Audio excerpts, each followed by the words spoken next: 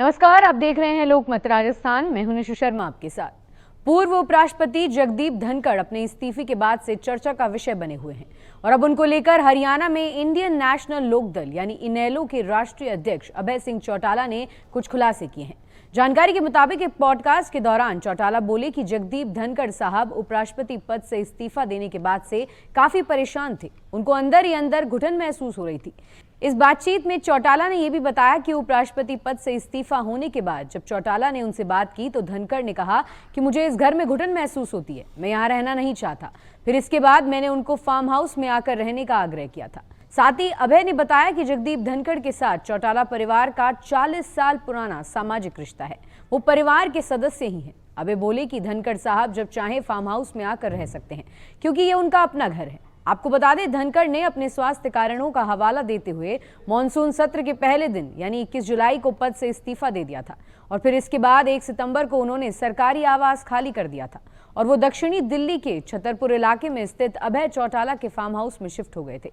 इस्तीफे के 42 दिन बाद उन्होंने उपराष्ट्रपति आवास छोड़ा था।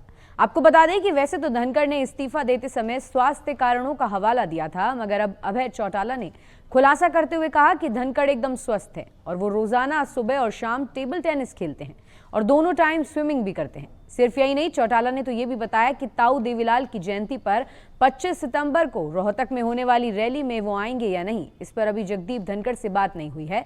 सिर्फ यही नहीं, चौटाला ये भी बोले कि वो एक आध दिन में जगदीप धनखड़ से मुलाकात करेंगे और इसको लेकर चर्चा करेंगे।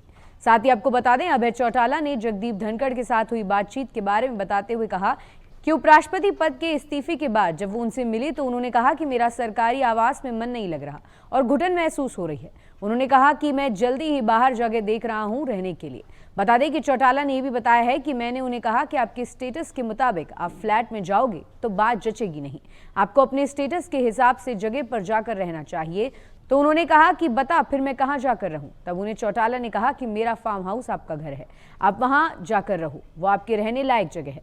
जब तक आपका मकान तैयार नहीं हो जाता, उसमें चाहे 6 महीने लगें, साल लगें या 2 साल लगें, आप फार्म हाउस में ही रहो। इसके बाद उन्होंने जगह देखी तो उनको ठीक लगी।